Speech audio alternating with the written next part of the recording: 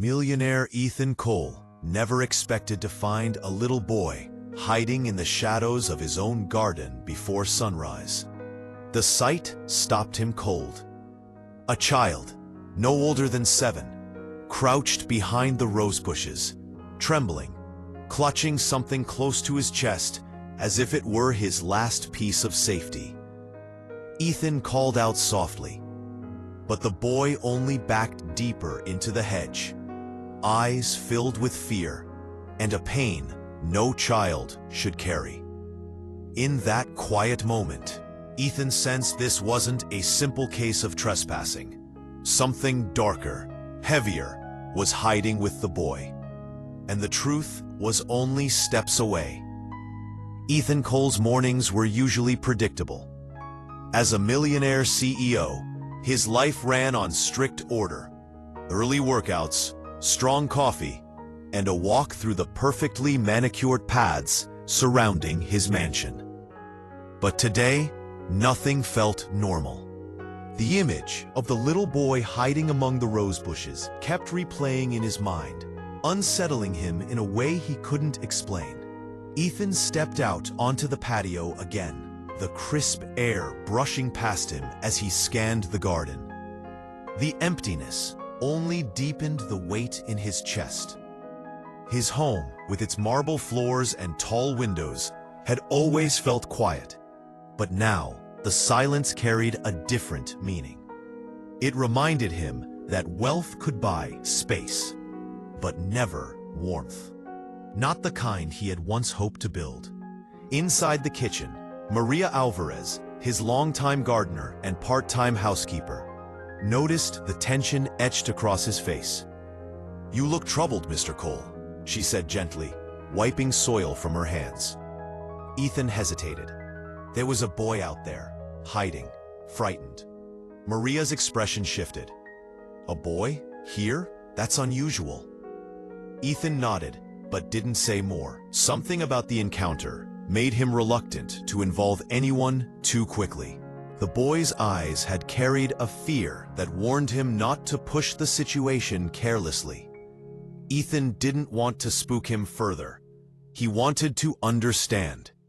He walked through the hall, past framed awards from his billionaire business partners and photos from charity galas that felt more like obligations than passions.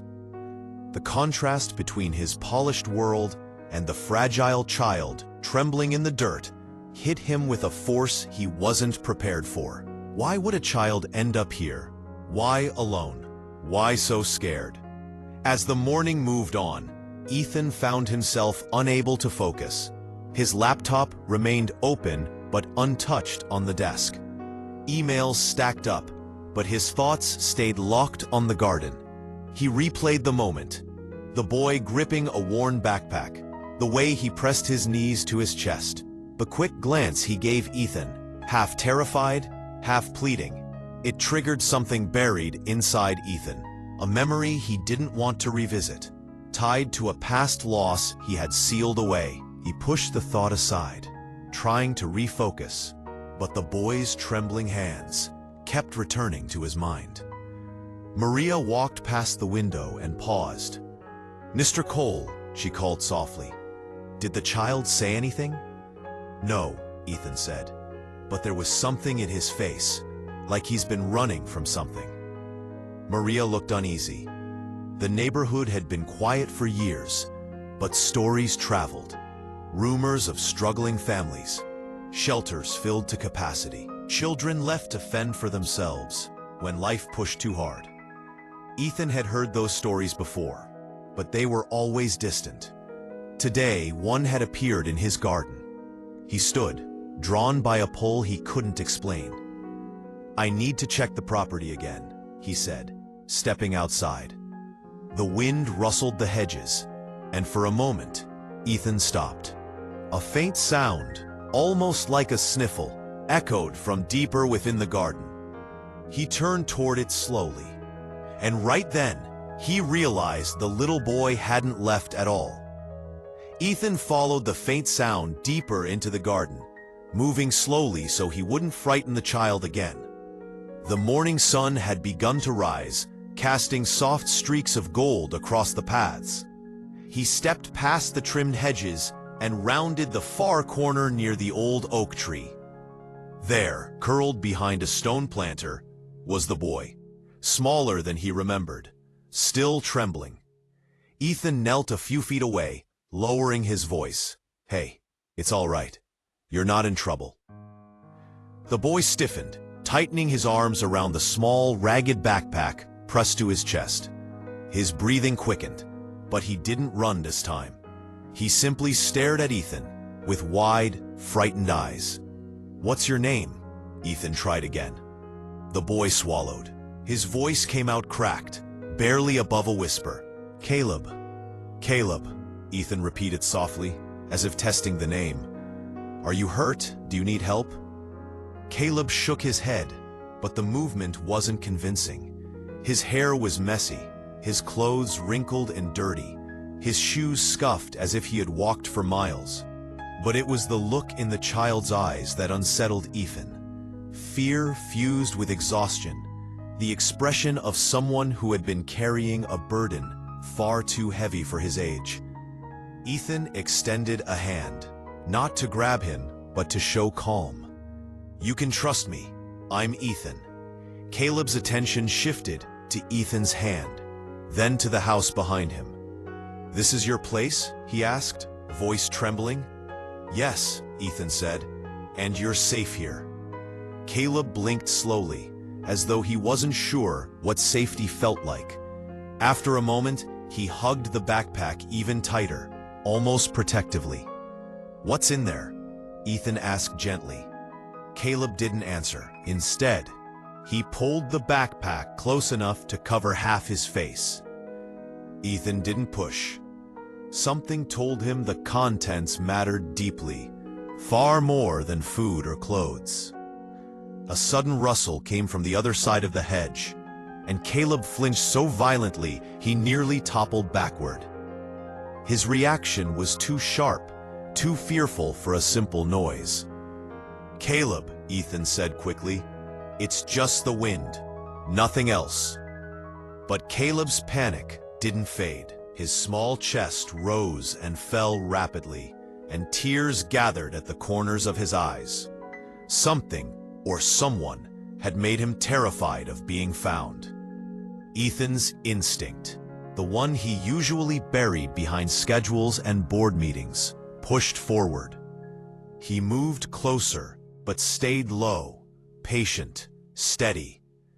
"I won't let anything happen to you," Ethan said, and part of him wondered where that promise came from so quickly. Caleb looked up at Ethan then, really looked at him, the kind of desperate gaze that revealed more than words could. After a long silence, he whispered, "I didn't mean to come here.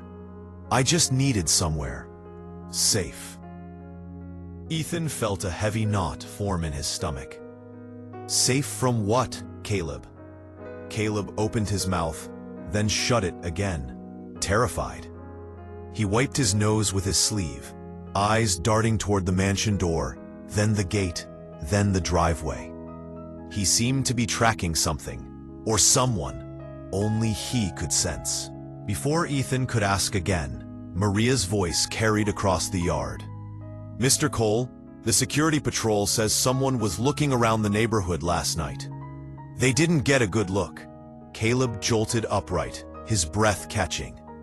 Ethan's attention snapped to him. "Caleb, what is it? Do you know who they were talking about?" The boy's eyes filled with fresh panic. His fingers dug into the backpack straps, knuckles white, as if whatever he was hiding inside it was the only thing keeping him alive. Ethan moved closer, lowering his tone. "Caleb, tell me the truth. Are you running from someone?" Caleb nodded once, small, quick, terrified. "Who?" Ethan pressed. "Who are you scared of?" Caleb's lips trembled. He opened the backpack just an inch, enough for Ethan to see the corner of a folded photograph inside. Caleb whispered, voice cracking. The person in this picture, they're looking for me. Ethan felt a chill ripple through him. Before he could respond, a sudden knock echoed across the front gate. Loud, forceful, unexpected. Caleb froze, and Ethan realized whoever was searching had just arrived at his property. Ethan felt the tension sharpen as the pounding at the gate echoed again, harder this time. Caleb scrambled backward until his shoulders hit the stone planter, his whole body shaking. "Caleb," Ethan whispered, "look at me. You're safe. I won't let anyone just take you." But the boy wasn't convinced. His trembling fingers pulled the backpack close again. The photograph inside shifted, revealing the edge of a woman's hand. Delicate. Familiar somehow. Before Caleb zipped it shut, Maria hurried toward them from the patio, worry lining her face. "Mr. Cole, should we call the police? Someone keeps insisting they need to speak with the homeowner." Before Ethan could answer, the intercom at the gate buzzed sharply. A rough male voice cut through the static. "Open the gate. I'm looking for a child. He ran this way. Open up." The tone wasn't worried. It was demanding. Caleb buried his face in his knees. Ethan stepped back, mind racing. "Maria, don't open anything. Not yet." He had dealt with aggressive people before. Investors, rivals, opportunists. But this felt different. This felt personal. Whoever was outside wasn't a searching parent. The threat in his voice was unmistakable. Ethan turned to Caleb. "Tell me who that is." Caleb wiped his eyes with the back of his hand. He said my mom owed him money. He came to our apartment. He was yelling. I got scared. Mom told me to run. I don't know where she is now." His voice cracked. "I haven't seen her since yesterday." A cold heaviness settled in Ethan's chest. Debt collectors, predatory behavior, desperation. It explained the fear, the running, the backpack clutched like a lifeline. But one question burned brighter than the rest. "Caleb," Ethan said, "why come here? Why my home?" Caleb hesitated, then slowly unzipped the backpack, pulling out the photograph. He handed it to Ethan with shaking hands. Ethan turned it over. The picture showed a smiling woman, Caleb's mother, and beside her stood Ethan, his arm around her as they posed in front of a small office building. The logo above them was one of Ethan's early business ventures, shut down years ago.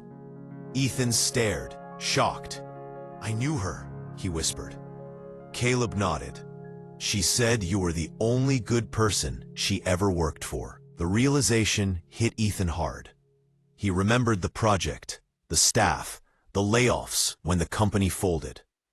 He remembered a woman with kind eyes who always brought her lunch in a simple plastic container.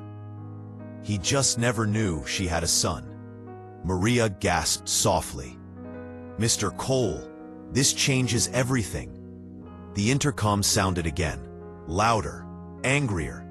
"Open this gate now." Caleb's breath hitched. "Please don't let him take me," he whispered, voice breaking. "Please." Ethan looked from the trembling child to the photograph in his hand.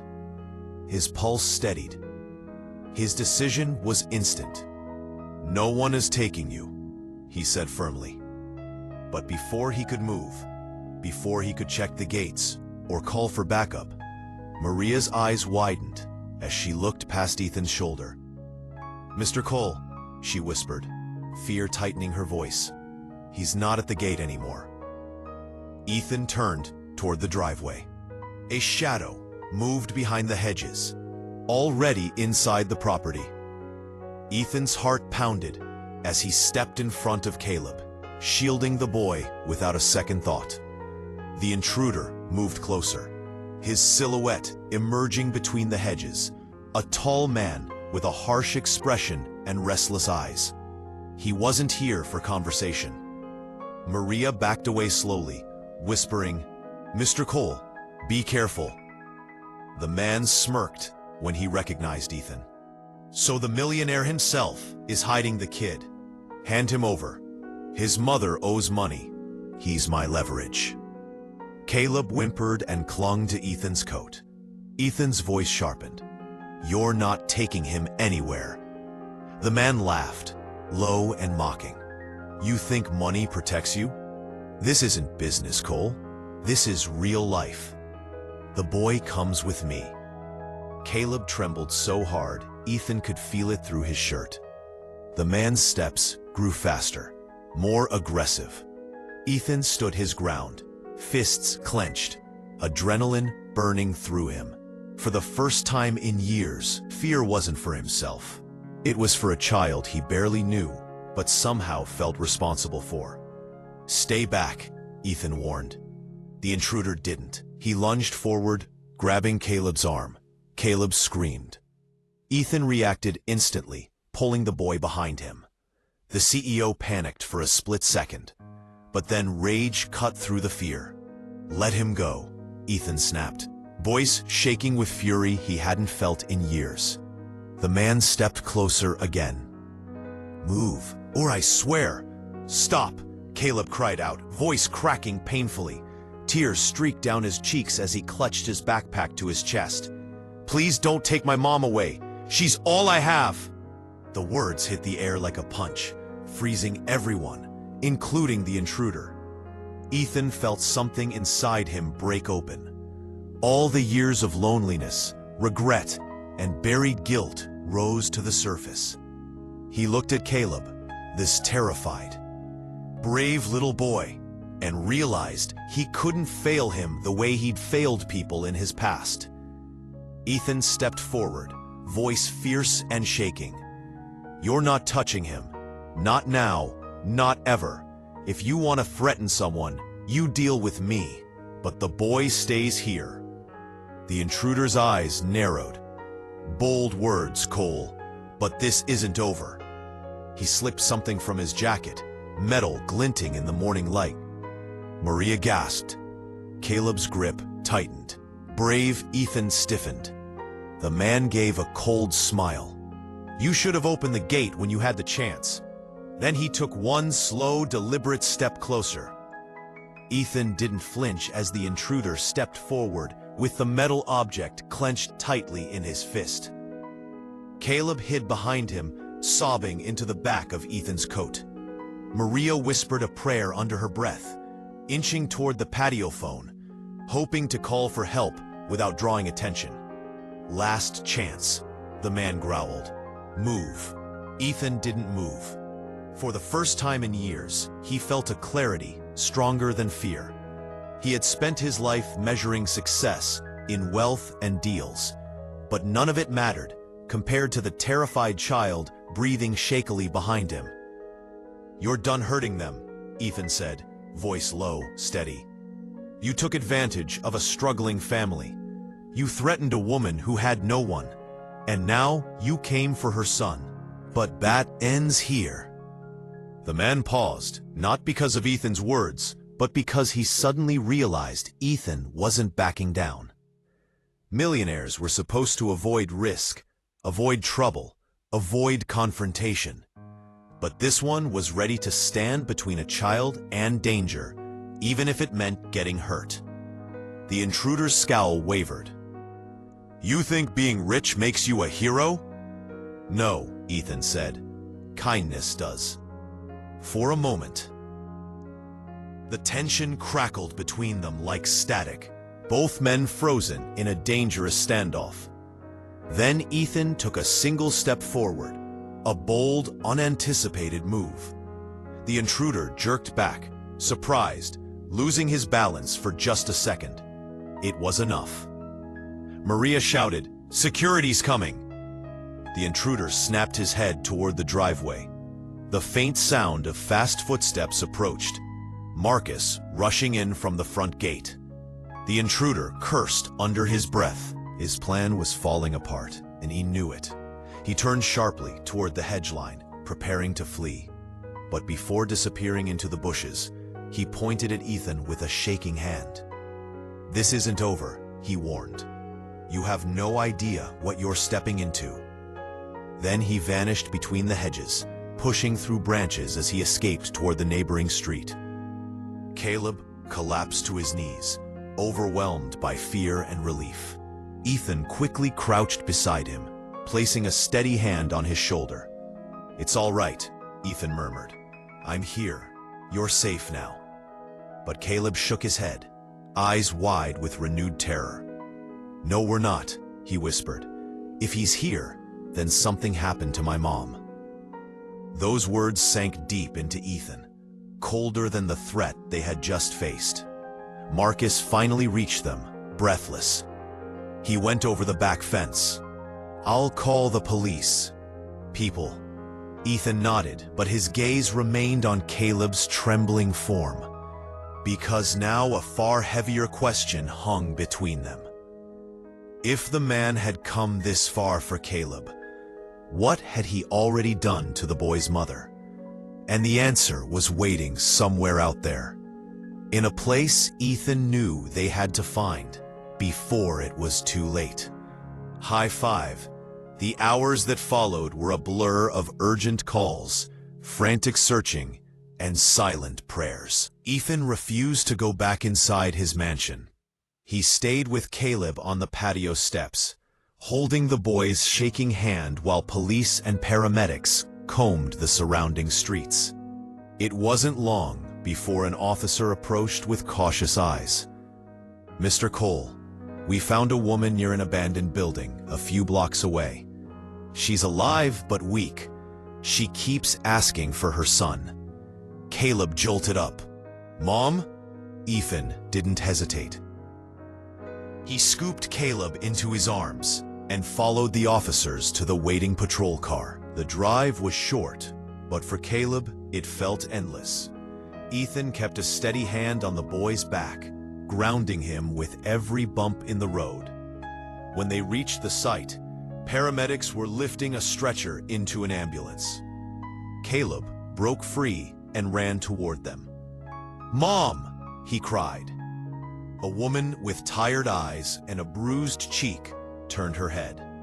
When she saw Caleb, a soft, pained smile spread across her face. "Caleb, sweetheart." He threw his arms around her, sobbing into her shoulder. She kissed the top of his head, clinging to him like she feared he might vanish. Ethan stood a few steps away, feeling his chest ache at the sight. This reunion was worth every risk he'd taken. It was the kind of moment no amount of wealth could manufacture. A paramedic looked at Ethan. "She's dehydrated and exhausted. Looks like she ran from someone dangerous and hid as long as she could." She kept her son's name on her lips. Ethan nodded, anger rising at what she had endured, but relief softening it. "She'll get whatever care she needs," he said. "I'll make sure of it."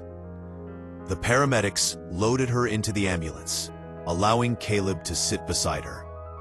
Ethan followed behind them in his own car, Maria riding with him, quietly emotional. At the hospital, doctors worked quickly. Caleb refused to leave his mother's side even for a moment.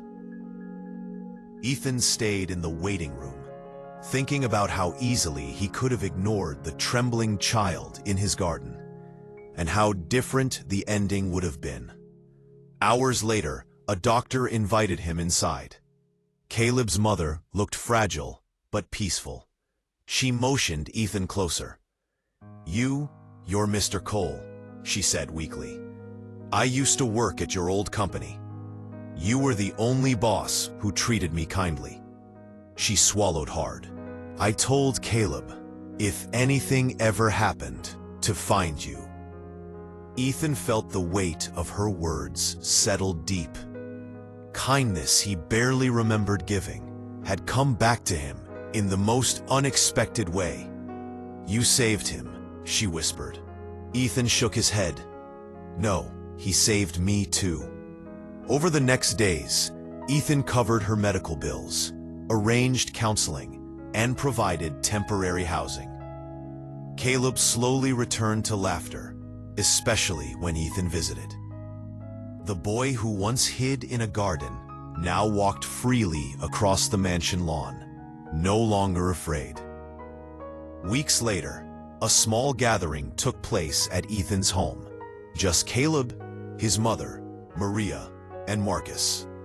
Nothing fancy, just warm food and quiet conversation. On the table sat the symbolic object that started everything. Caleb's photograph, now framed, no longer crumpled. Caleb placed it gently in Ethan's hands. "Mom says we can start over," he said. "I want you to be part of that." Ethan's throat tightened. "I'd be honored."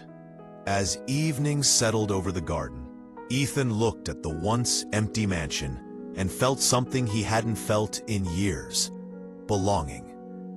The final judgment of his heart was clear. Kindness, not wealth, had changed all of their lives. And in the quiet rustle of the garden, where a frightened boy had once hidden, Ethan realized the truth.